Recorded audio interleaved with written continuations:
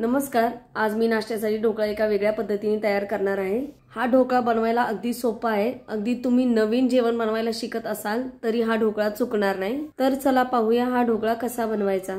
ढोकळा बनवण्यासाठी एका भांड्यामध्ये 1 पेला बेसन पीठ, 1 पेला बारीक रवा आणि 1 पेला दही घ्यायचं। इथे सर्व साहित्य एकाच वाटीने किंवा पेल्याने मोजून घ्यायचं। ढोकळा बनवण्यासाठी बारीक रवाच घ्यायचा, जाड रवा घ्यायचा नाही। थंडीच्या दिवसात ढोकळा बनवण्यासाठी दही थोडंसं आंबट असेल तर चालेल, पण जर तुम्ही उन्हाळ्यात किंवा जरा वातावरण गरम असेल तेव्हा दही घेणार असाल तेव्हा जास्त आंबट दही घ्यायचं नाही।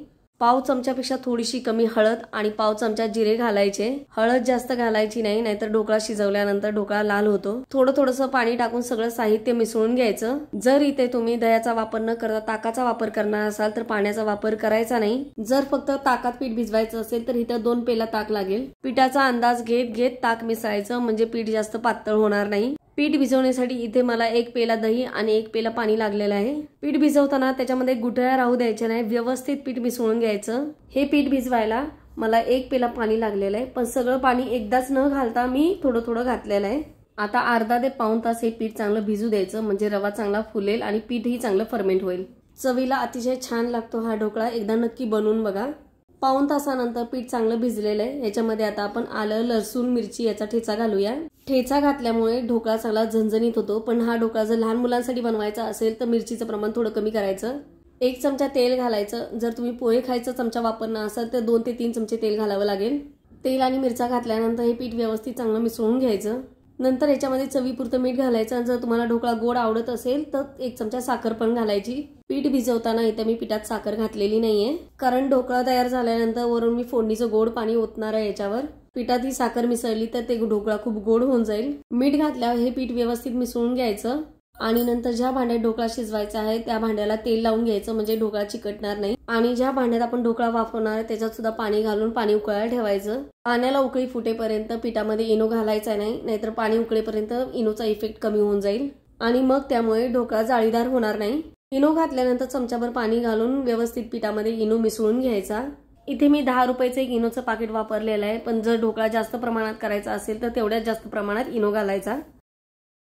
इनो घातल्यानंतर इथे बेकिंग सोडा किंवा बेकिंग पावडर वापरायची गरज नाही, फक्त इनोनेच आपलं काम होऊन जाईल। पिठामध्ये इनो मिसळल्यानंतर ज्या भांड्याला आपण तेल लावून घेतलं होतं त्या भांड्यामध्ये पीठ ओतायचं। आता हा ढोकळा 10 ते 15 मिनिटं वाफवून घ्यायचा। इथे मी इडलीचं भांडं वापरलंय, तुम्ही हवं तर एखादी मोठी कढई किंवा मोठं पातेलं वापरलं तरी चालेल। ढोकळा वाफवताना गॅस 10 मिनिटं मोठा ठेवायचा आणि नंतरची 10 मिनिटं मंद गॅसवर ढोकळा वाफवून घ्यायचा। ढोकळा शिजवताना सारखं झाकण उघडून बघायचं नाही, 15 ते 20 मिनिटं व्यवस्थित ढोकळा शिजू द्यायचा। ढोकळा शिजतोय तोपर्यंत आपण ह्याची फोडणी तयार करून घेऊया। कढई गॅसवर ठेवून त्याच्यामध्ये 1 चमचा तेल घालायचं। तेल चांगलं गरम झाले की त्याच्यामध्ये अर्धा चमचा मोहरी घालायची। मोहरी चांगली तडतडू द्यायची, म्हणजे फोडणी व्यवस्थित बसेल।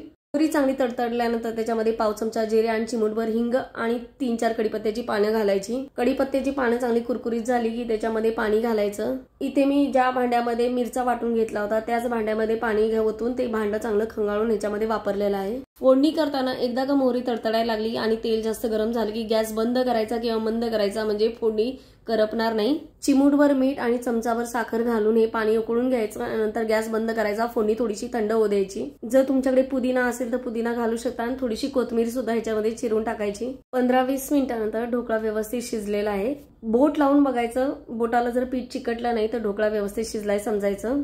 व्हिडिओमध्ये तुम्हाला दिसतच असेल पिठाच्या कडा सुटलेल्या आहेत, तरी पण एकदा सुरी खुपसून बघायची। सुरी स्वच्छ बाहेर आली तर ढोकळा शिजलाय असं समजायचं आणि ढोकळा थोडासा थंड व्हायला ठेवून द्यायचं। ढोकळा थोडासा थंड झाला की त्याच्या वड्या करून घ्यायच्या। मी ह्या डब्यातच वड्या करते आणि ह्याच्यातच फोडणी घालणार आहे। तुम्ही हवं तर हा ढोकळा डिमोल्डही करू शकता। ज्या पद्धतीने आपण इडल्या शिजवतो त्याच पद्धतीने ह्याच्या सुद्धा इडल्या बनवल्या तरी छान लागतात, एकदा बनवून बघा। वरून थोडीशी बारीक चिरलेली कोथिंबीर घालायची आणि नंतर जी आपण फोडणी तयार केलेली ती सगळी याच्यामध्ये घालायची। अतिशय छान लागते फोडणी याच्यामध्ये। फोडणीमुळे आंबट गोड छान चव येते ढोकळ्याला। नाश्त्यासाठी झटपट तयार होणारा ढोकळा तुम्हाला कसा वाटला मला हे कमेंट बॉक्समध्ये नक्की सांगा आणि जर तुम्हाला व्हिडिओ आवडला असेल तर व्हिडिओला लाईक जरूर करा। अगदी मऊ लुसलुशीत ढोकळा तयार झालेला आहे। तुम्ही ढोकळा बनवताना प्रमाण इकडे तिकडे झाल्यानंतर ढोकळा चुकत असेल तर नक्की एकदा ह्या पद्धतीने ढोकळा बनवून बघा। हा ढोकळा चुकण्याची शक्यता फारच कमी आहे। फक्त इथे एक गोष्ट लक्षात ठेवायची, जो तुम्ही इनो वापरणार आहे तो एक्सपायर झालेला नसावा किंवा त्याला जास्त दिवस झालेले नसावेत, त्यामुळे सुद्धा तुमचा ढोकळा चुकू शकतो। सगळं साहित्य फ्रेश घ्या। जर तुम्हाला व्हिडिओ आवडला असेल तर व्हिडिओला लाईक जरूर करा।